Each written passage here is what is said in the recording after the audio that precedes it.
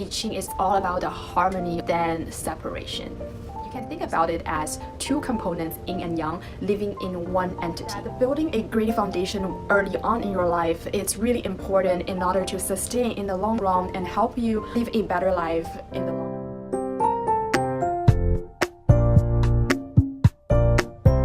Hello everyone, I'm Christine. Welcome to my channel. If you haven't subscribed my channel, please click down below so you can hear more stories or knowledge about Asian Chinese culture. So today's video, I prepared a starter kit for you to get started with Asian Chinese culture, and the thing I'm going to talk specifically is I Ching. Firstly, why do I want to start with I Ching? Why not Confucius? Why not Laozi, Zhuangzi, or anyone else who are very well known in the Western world? So the reason I chose I Ching is because I Ching is known as the core or the origin of everything else, such as the Analects, Tao Te Ching. So firstly, I'll just talk about what has I Ching to do with Tao Te Ching, those remarks by Laozi, or the Analects Luanyu, which is a collection of what Confucius had said in the past. So there's one common misunderstanding of people, even Chinese people. They thought that the Luanyu, the Analects, was written by Confucius, but it's actually not really written by him, but it was a collection of his remarks. It was actually written by his disciples or his disciples' disciple. Same thing for Tao Te Ching. So it wasn't actually really something really written by them. So it's very easy for people to misinterpret some of the things written in those two books. Both Laozi and Confucius are trying to interpret I Ching from different angles. So for Laozi, he tried to explain I Ching from the perspective of nature, and for Confucius, he tried to interpret I Ching from the perspective of people. And that's the major difference between the two, but they all were influenced by I Ching. So that's why but that's why we believe that I Ching is the origin of everything else, all the Asian wisdoms. So that's why I think it makes perfect sense why we are starting with I Ching in order to learn more about Chinese culture and everything else about it. So today's first takeaway is I Ching is the origin of all Asian Chinese wisdom, culture, and everything. There are a lot of religions in China, such as Buddhism, Christianity, and so many others. But Buddhism is from India, Christianity is from the West, and for Chinese people, if you ask what is the indigenous religion, but it's actually not really a religion, for Chinese people, I guess you can say it's I Ching. This is kind of in every Chinese people's gene, and it can help explain why we behave or think in certain ways. You can think I Ching as a mindset or principle that actually guide us to do a lot of things. So I felt like in some way I Ching is something that makes me a Chinese and really makes sense of those things I do on my daily basis. It's after I study I Ching and I gradually realize, we behave in certain ways, we have certain beliefs. It's because of I Ching. So I'm going to talk a lot more about it in the future videos, but in today, because it's just very leaning towards beginner level, so I'm not going to dig very deep into those high level stuff, but cover very basic thing about I Ching. And what else do we know about I Ching? So you guys have probably heard about the idea of Feng Shui, which is some people, before they make a purchase of a real estate like property or whatever, they would consult a Feng Shui master to see if it's a good place to make this purchase and whether the energy of the place, the flow of the space really harmonize with this person's own energy level or the flow. So it is a lot of people believe in it, especially from what I know, a lot of Hong Kongese people would believe in Feng Shui, and it just becomes much and more popular. It's not very popular in every place in mainland China. Like for where I'm from, I don't think a lot of people believe in Feng Shui, but there are a lot of people believe in Suan Ming, which is fortune telling in a lot of places, especially in the north, I think. But I was not very sure. But a lot of the fortune teller I know was actually from the North. That's why I'm guessing this is super popular in the North. So in order to know more about the fortune telling thing, I not only did some research myself, but also went to see a fortune telling master that was from my area last time when I went back to China to see, what is the process, and then maybe I'll talk a little bit about that in the future video. But the thing I want to let you guys know about is that a lot of thing I learned from the process is that, there's never, even the person who knows I Ching the best, they would never tell you 100% or predict 100% what your future is gonna be. Like the most accurate one is they can maybe tell you to the 50 or 60% of what your future would be, and certain things you should do and certain things you should maybe stop doing, but they would never tell you 100% what your future will be. So I think it makes perfect sense. If something, be it tarot, which is super popular in the West, or Zhanbu, which is a Chinese word for fortune telling, that actually work 100% and then predict 100% of what your future will be, then what's the point of living? You can just stay there and then let everything happen, right? But it's not the way how it works. So the Chinese word for destiny is called 命运, and it separates a person's whole life with 命 and the 运 part. So the 命 part is something that is kind of destined. It was something determined by the higher order. And the 运 part is actually the part you have 100% control of. So you have to work hard to get what you want in your life. You can't just sit there and let everything happen. It's kind of unrealistic in some way. So the third thing I'm going to start with is Tai Chi graph. So a lot of people know about yin and yang, right?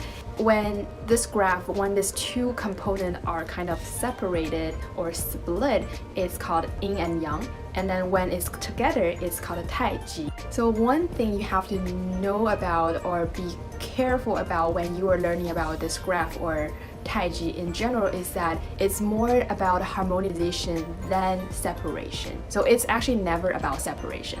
You can think about it as two components, yin and yang, living in one entity. So the closest Western philosophy or theory that I found are Hegelian theory or Hegelian dialectics, which was actually the foundation to some of the theories brought up by Karl Marx or Frederick Engels. So the major difference between Asian Chinese I Ching idea and Hegelian dialectics is that dialectics only talk about things in three stages, and then for I Ching, if you can understand the graph, it actually explains things in 8 stages, and we call it. That's why there is eight diagrams, or we call it 八卦图 in Chinese. So how people kind of see all those changes is through this thing called a 八卦图, which is a diagram that has kind of 8 dimensions and has yin and yang, like all those complicated things. If you want to know more about it, I also found an article that I will link down below so you can learn more about that. But the major takeaway here is that I Ching is all about harmony or harmonization than separation. So the next thing I'm going to dig into is the name itself, why it has a name like this. So Yi has the meaning of change, and then Qing actually in Chinese it means the principle, the tenet, and the part that is that you cannot change. It is something that's set, something that is not easily to be altered. It's just the rule of the universe, how everything gets operated in the right order, even though it seems it's sometimes chaotic, but it all has its own rule being operated. And the closest thing or example I can think about is maybe the axioms in math or Newton's law in physics. It's just the way it is. It's not something determined by us. So the best way to interpret is the only thing that's not changing is the change itself.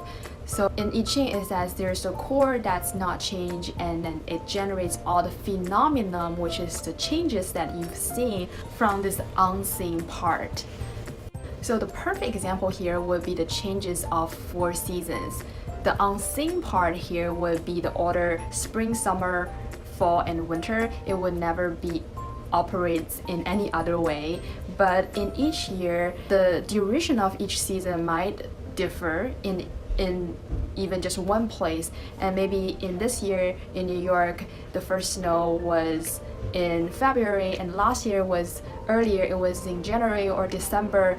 So, you know, those are all the changes, the phenomenon that were generated from the unseen part, but there's a change part and unchanging part, if that makes sense to you guys. So when it comes to how to being an integrative person, which is the entry point that Confucius took, you know, to educating people, and he, of course, he has a lot of principles of education, and which I'm really interested in talking about in future videos. But here I would just talk about how Asian Chinese people apply I Ching to, you know, teach people to be a fully fledged human being and stuff like that. The perfect Chinese word or phrase here to talk about this teaching is 持经达变, which means that you have to have your own set of principle in order to be a fully fledged human being, but you also have to be very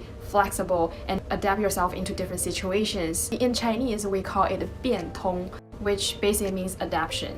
Asian Chinese people believe that all those rules are, you know, are kind of dead. It's something that's said, but it doesn't mean that you can't make changes. So it's like holding those principles that cannot be changed. You know, you should always do good things and do things that actually make sense. I think that's how things become tricky in order to know Chinese people and understand the Chinese mindset for people who's not from this culture. And a lot of people get so confused about Chinese people or Chinese way of thinking because, you know, maybe today you promised this and then tomorrow why you said something else that it seems doesn't make sense to you but makes perfect sense to the person who's saying that. So I guess the best way to interpret this situation is that, you know, things are always changing, and in different time, in different location, with different people, things might be very different even you say the same thing to the same person.